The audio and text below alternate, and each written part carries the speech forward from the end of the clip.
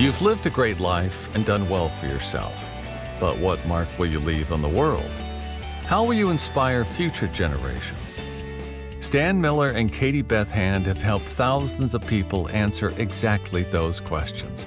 If you've ever wondered, what will be my legacy? You're in the right place. Welcome to the Your Life, Your Legacy podcast. Now, here are your hosts, Stan and Katie Beth.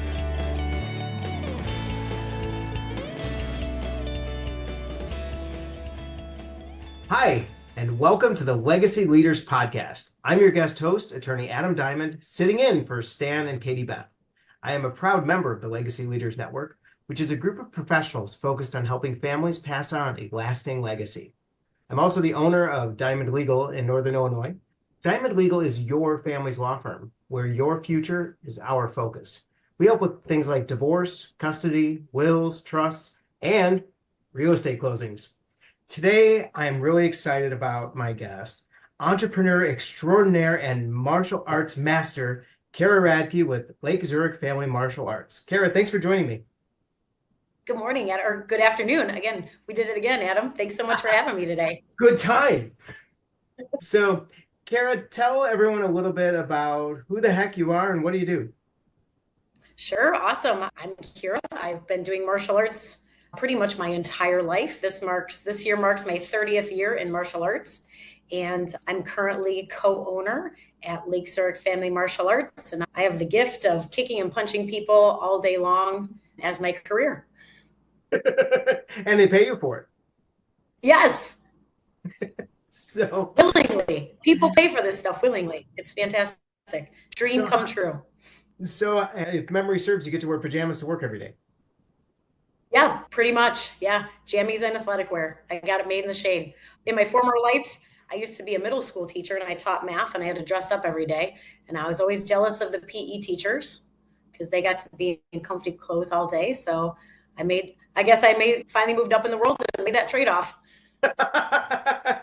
That's fantastic. But that leads to an important clarification. Lake Zurich Family Martial Arts does provide classes for children and younger ones, right? Yes. We serve all ages, 4 years and up through adults. We're a family martial arts school, so we have a lot of youth in our programs, but we're currently building more and more programs for adults because martial arts is not just for kids. And I'll be honest, I have a very large bias considering our family is the proud member of, we call it LZFMA. Yep. And I am a student, just so everyone knows.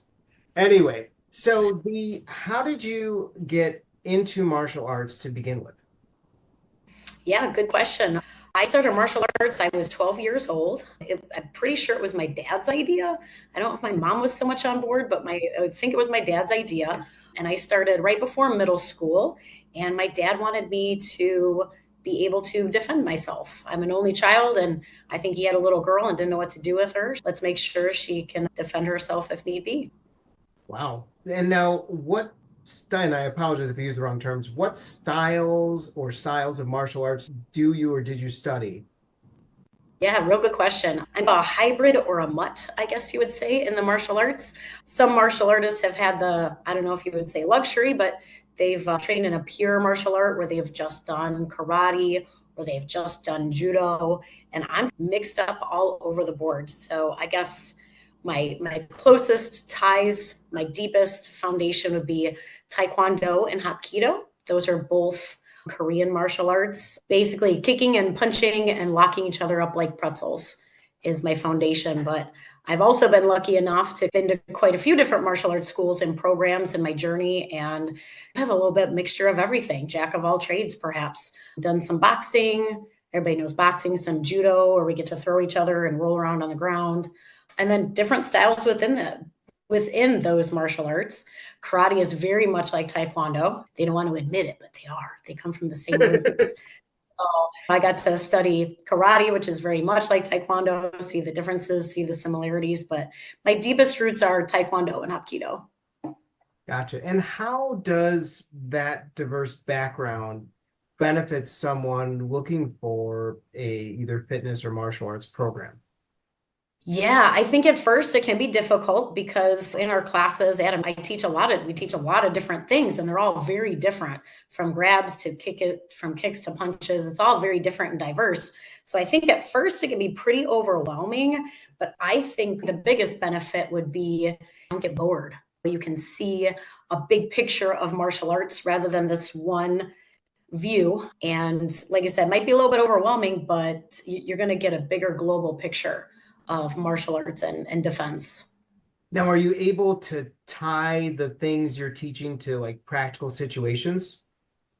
Yes, absolutely. We all train for different reasons. Some of us come in, we want something to do that's physical. We want to be moving around and this looks like fun. Some of us have a driving force to have to defend ourselves. Maybe it's our job, or maybe we go to work in a tough neighborhood, or whatever the case may be. Maybe defense is your main goal. So it depends. A lot of kids, parents sign them up because they want that discipline. So it just depends on your goals, but anything in martial arts can be tied back into defending yourself. So the word martial means war, and arts is like the way. So we do the way of war. So everything comes back to defending ourselves.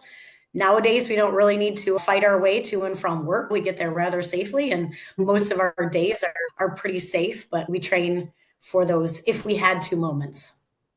And then is part of the training you provide also in things like de-escalation and avoiding situations?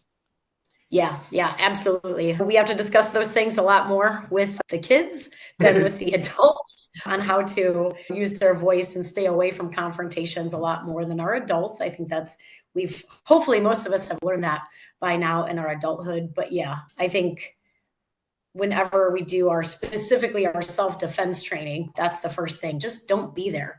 Prevention, I think there's a quote about prevention, 1 ounce of prevention. Is a I pound of can't think of the cure. words right now, but yes, that's it. An ounce of prevention beats a pound of cure, I think. That's it. Good job. I knew you'd have it. Someone can make a comment and correct us if we're wrong. That's a great thing about podcasts. Benjamin Franklin, I don't know. I want to see the comments later. But yeah, a lot of this is prevention, how to make sure that we are confident, staying away from a confrontation rather than getting into one, and then only having to use it if we had to. I've been in martial arts for 30 years, and I probably could have found myself in multiple confrontations, but to this day, I've never had to physically defend myself. So I think a lot of that is just prevention, not luck, prevention. That's great. So it sounds like it's a very holistic school and a holistic approach of both the art, the practicality, and the philosophy. Yes. And again, like you said earlier, it's in our name, Lake Zurich Family Martial Arts. I like to bring martial arts to everyone. This training in martial arts can fit anyone's needs. We talked in the past a little bit about the parallels between martial arts and family, like the structure and how it ties into. And can you speak to that a little bit? Yeah, 100%. I always think it's really cool. Martial arts has a hierarchy that is basically familial, just like our titles would be. You hear people if you've been doing martial arts a very long time, they'll call you Grand Master.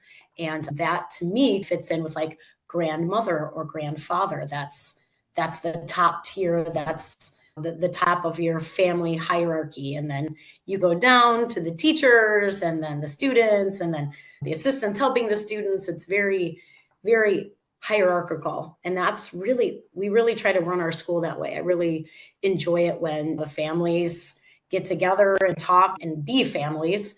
And the students really learn a lot from helping each other out and working with each other. It's very different than school. In school, the first graders are with the first graders and the fifth graders are with the fifth graders. And in our program, there's all sorts of age groups and we learn how to help each other and accept each other. And sometimes as we get a little bit older, modify for each other. And yeah, it's just the martial arts itself is set up very, very much like a family hierarchy. And since we serve families, it goes very well together. Do you have any training programs through like helping students learn to be teachers or anything like that? Yes, we do. We actually have a leadership team program, and those are senseis in training or teachers in training. And it's one of the programs we are super proud of because there's nothing more than we like than to train our students to be better than ourselves. So when I see one of my students either assisting in a class or helping in a class or running my classroom, that couldn't make me more proud because that's the family thing. You have to pass it down. It has to go to the next generation, and this thing has to last forever. So we pride ourselves on our teacher development team and watching the next generation. And then you also, I've heard you speak about how the blend of styles you teach also puts students in a position to have a lot of different options. If they break your heart and move on or move away to college. Yeah, 100%. I think it's really important. It's always been important for me. Again, I wasn't in the same martial arts school my entire life. I had a couple bounces, and it really served me well to at least know what's going on when I step into a different school. I went off to college and I wanted to do some training out there. And then I grew up and I went all over. I loved going into being able to go into a school and feel like I knew something. It wasn't totally different, and I was open-minded. So as much as I would love to keep our students for my entire lives, that's a little bit selfish and unrealistic. They might go somewhere else. They might move. There might be a job transfer. They might go away to school. And I want them to be able to fit in anywhere and feel like they can continue their martial arts training no matter where they are. They don't have to stay in their little world. They can be comfortable anywhere.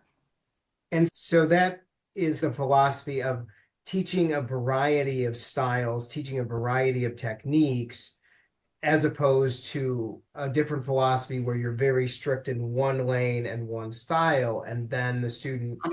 goes on and they're like a fish out of water if they try to do these different things. And I think it's important to know, because some people listening may be thinking like, how do I evaluate an opportunity? If I want to try it, if I want to shop for a school, what are the things that we look at? Yeah, 100%. I think that's really important, especially if anyone wants to look into a school. What's the best martial arts? What's the best one out there? What should I go to? And there's no answer for that. It's whatever works for you. Do you want to be in a family school? Do you want to be in a large school? Do you want to be in a small school? Do you want to go in the park district? Do you want to punch things? Do you want to kick things? Do you want to wrestle with each other? Those are all the questions. And most of the time, I just tell people to go into a school and see how it feels. If it feels good, you walk around, you're like, that looks cool. That's probably a good place for you. It's really not as difficult, I think, as sometimes we make it be. So sometimes people create like artificial constraints or ideas or preconceived notions of what it should be. It sounds like It's just like anything, right? Yeah, but it sounds like your advice is think about what you want and what you're looking for, and then either ask about that or see if you feel it. Yeah. What's the best car? There is no best car. What's the car that works for you? So you probably had a lot of mentors in martial arts over the years. Do you have any favorites or ones that really had a profound impact? Yeah. You'll hit my heartstrings here. One of my very, very good friends, he was not originally my martial arts instructor. He was actually my boss at a restaurant that I was waitressing at. Ooh. His name was Tom, and he's probably my most influential martial arts mentor. Unfortunately, our time was cut a little short together. Stupid cancer. But he is literally the reason why I am doing martial arts as my career. So he told me not to do it. He said, Kera, don't do it. Keep your teaching job. It's much more better. And I was like, nope. he was actually the one that inspired me, that helped me believe that, yes, I can do this as my full-time career. It's not just a hobby. You can do this. Are there any profound lessons or fun lessons from him that stick out in your mind, or sayings or phrases? Oh man, he was such a good dude for like good dad quotes all day long. He was really good and full of that stuff. The one thing, because I would say the toughest thing about doing this full time is knowing how to run a business. And as a school teacher, I didn't have to run a business. I had to show up and wrangle kids. The one thing that he told me was, if you give it for nothing, it's worth nothing. And I've held that true my entire business career now, it's really important. I hate charging people money for stuff. It's always been so difficult. I do this because I love it so much. If I could give it for free, I would do it. But the bottom line is everything has value. So make sure that there's a price tag on the things that you offer because they have tremendous value. And if you look at it, yeah, like learning to defend yourself, that's priceless. We're doing so many things for people that have value. So don't give it away. Wow, that's indeed profound. Yeah. Any other? He's so funny. He would give it away all day long. So just like him telling you not to do it, it's the Yes. same. Do as I say, not as I Say say. as I do. Do you have any funny stories about martial arts mishaps? Oh God, too many. I feel like every day is a mishap. You've seen my class. You've seen my classroom of 5-year-olds. Every day is a really fantastic circus, but probably one of my best mishaps, and there's a lot. When I was in middle school, I was training martial arts long enough that we were like actually fighting each other. So everyone in my class was taller than me and bigger than me. Most times I was the only youth in my classes. So I remember I was fighting this guy and he had to be over 6 foot tall. And I know you can't tell on this podcast, but I'm barely 5 foot tall. I am a small thing. And man, he could kick me from across the room. I couldn't even get to him. And we didn't have full face gear at the time. So he clipped me right in the face. Ooh. And he got me in the eye. Not only did I get a black eye, but I lost all of my eyelashes, which looks really funny. And if you're a very conscientious 13-year-old worried about your appearance all day, I looked pretty weird with a bald eyelid. And that's how I spent probably the next few weeks. And also to the terror of my mom, who probably wished I was a ballerina instead of a martial artist with my big bald black eye. But yeah, that's how I rolled around in middle school. And that's probably one of the best, probably one of the best mishaps. Yeah, that's impressive of how someone's foot could manage to tear off your eyelashes. It goes beyond reason, but it was quite interesting to look at. But that's one of the core teachings, right? Always be ready for the unexpected. Yeah.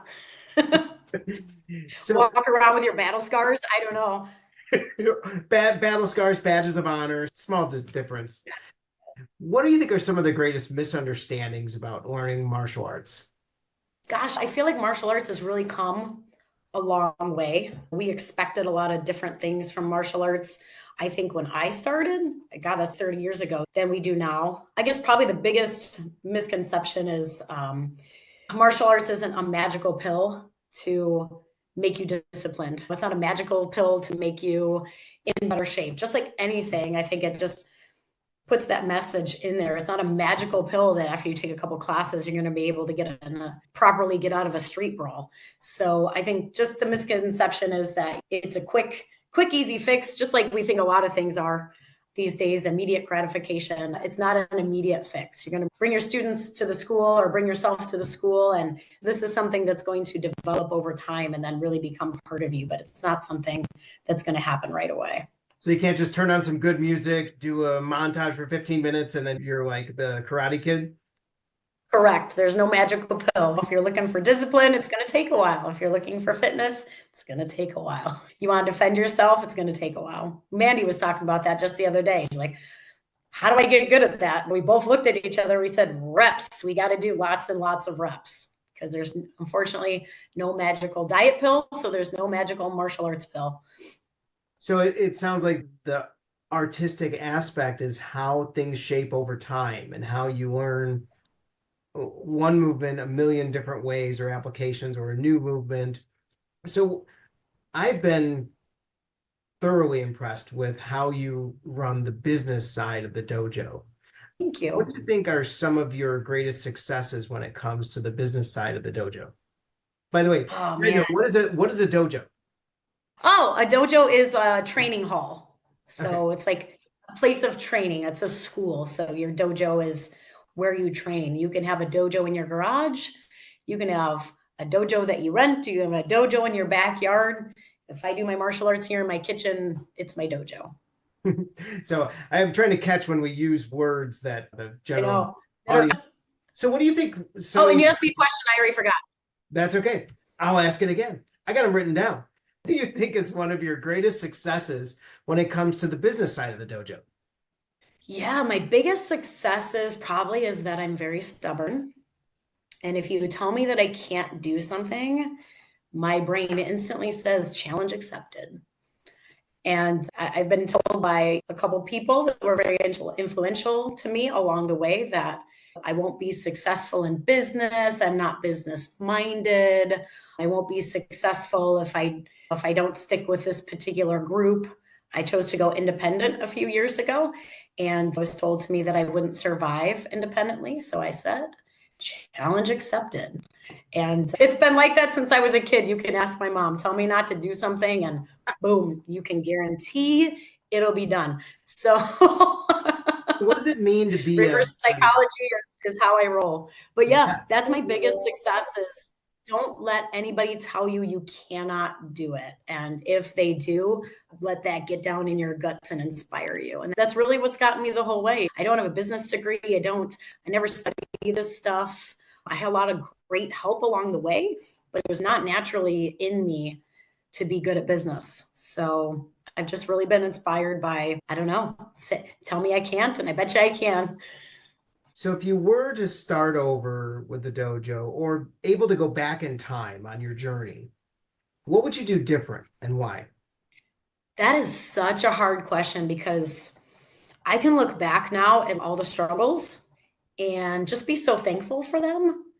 It sounds so strange, No, but not I've at learned all. so much from struggling. The pandemic is probably the first one. Like I learned so much from going broke and bankrupt during the pandemic that helps me like every single day. So that's crazy. The only thing I wish I would have gone back in time and not allowed myself to be convinced that this could only be a hobby. I feel like I've had this passion in me to do this for other people for a long time. And that started through martial arts. I wanted to become a school teacher because I was always a helper in my martial arts classes.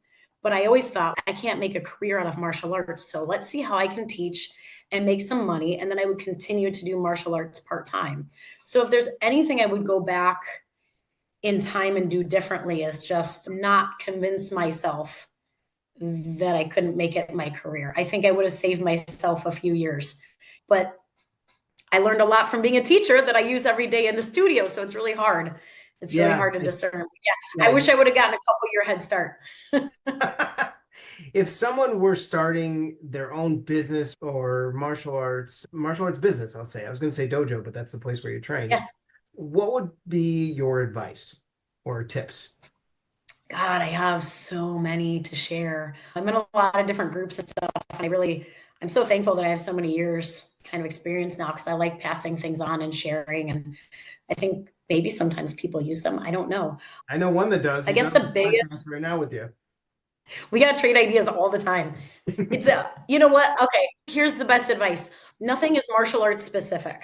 I think us martial artists we get tunnel vision. We have to run our business like a martial arts business. And I don't think that's true. I think my friend Tom, I told you about before, he used to call it a widget. I don't really think I understood what a widget is, but just one size fits all. Something that could work for my business could work for your business, even though they're totally different businesses. So I guess just be open-minded. If you're going to do something like open a martial arts school or any other business that fulfills your passion inside, is take advice from everybody because it doesn't have to be industry specific. Something that works for a business that's totally out of your realm can also work for you. Just open-mindedness, be super open-minded. That's fantastic. So, Kara, who is an ideal student or client to work with? Oh, I love them all. I like the difficult ones. I like the ones that need me. Maybe the ones that aren't necessarily the most talented, but I love the most talented too. I don't have an age range that I prefer. I call them as long as someone is in there and is excited about learning martial arts. Well, not all of my students always are, so I should take that back. At least we go through those phases sometimes too. But yeah, I don't have an ideal. We pride ourselves on all age groups and we think martial arts is good for everybody. So I don't have an ideal student or client. Personally, I like the tough ones. I like the ones that challenge. I like the ones that challenge me as a teacher, but I can't really say that I have a favorite. They're all my favorites for a bunch of different reasons. So basically, anyone in the Lake Zurich area that's interested in either fitness or learning about martial arts, and even if they've never done it before at all, their kids want to try it out, it sounds like that would be a good fit. Or someone that's Absolutely. maybe did it back in college and is a bit rusty. So it sounds like Fitness, self-defense, martial arts, discipline. It's really for a variety of reasons. Anyone in the area, it wouldn't hurt to give it a shot. That's what I tell everybody. It wouldn't hurt to give it a shot. Give it a try. If it's for you, it's for you. And if it's not, and I hope I get you in there and you can train forever, because it's a life-changing thing that you do. now you and the business are very active in the community. Can you tell me a little bit about some of your community involvement?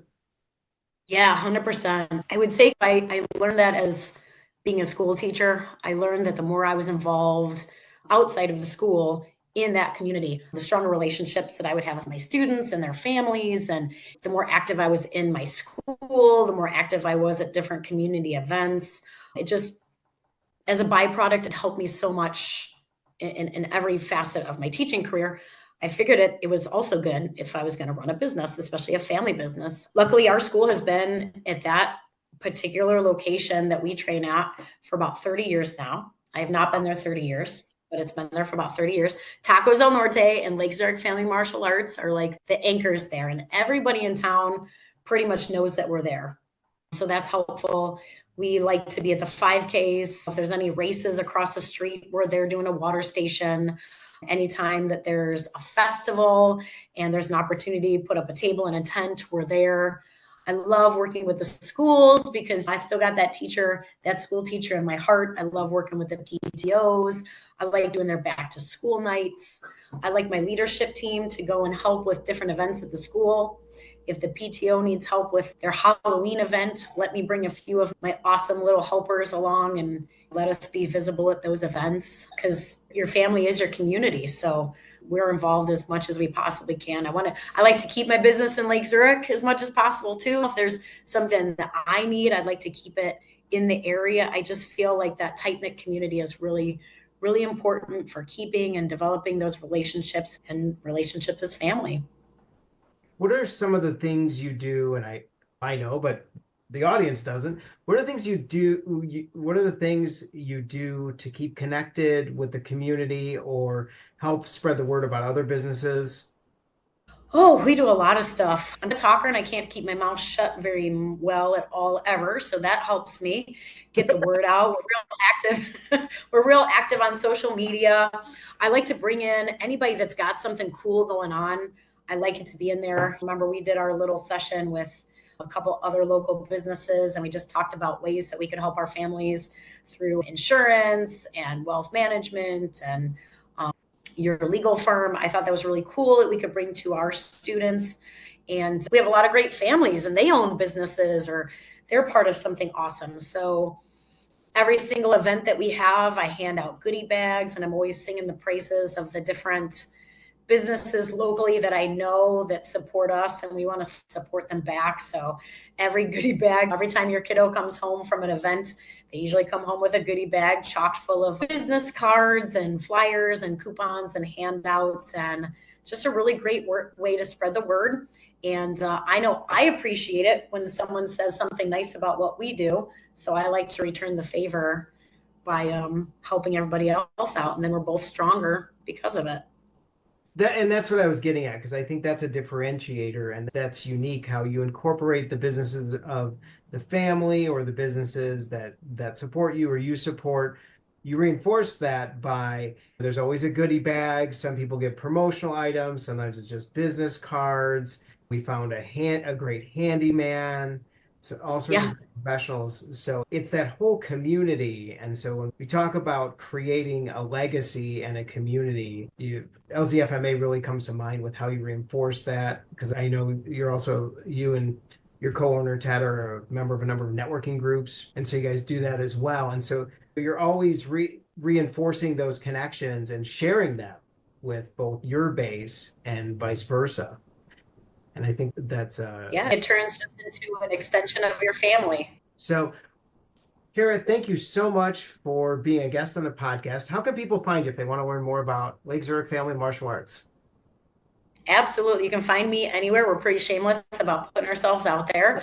Obviously, you can Google Lake Zurich Family Martial Arts. We're on Facebook. We're on Instagram. We're at all the events in Lake Zurich. And of course, we're right next to Tacos del Norte. And if you attend an event at LZFMA, a lot of times there may or may not be a coupon for a one-day discount at Tacos del Norte next door. Possibly. Absolutely. And no one turns down a discount to Tacos del Norte. And we'll also put a link in the show notes of how to find Kara and LZFMA if anyone has any questions. So, Kara, thank you. Thank you, everybody, for listening. This has been the Legacy Leaders Podcast. I'm your guest host, attorney Adam Diamond. My guest today was the lovely and talented entrepreneur, martial artist extraordinaire, Kera Radke. For more information about Lake Zurich Family Martial Arts and the phenomenal work they do, you can visit their website and everything based in the show notes. Thank you, everybody, again. Keep your family legacy alive. Take care. Thanks for listening to the Your Life, Your Legacy podcast with Stan Miller and Katie Beth Hand. If you enjoyed the show, please rate, review, and subscribe on Apple Podcasts, Spotify, or wherever you get your podcasts. To find out more about Stan and Katie Beth, go to pinnaclelegacylaw.com. You can also find links in the show notes.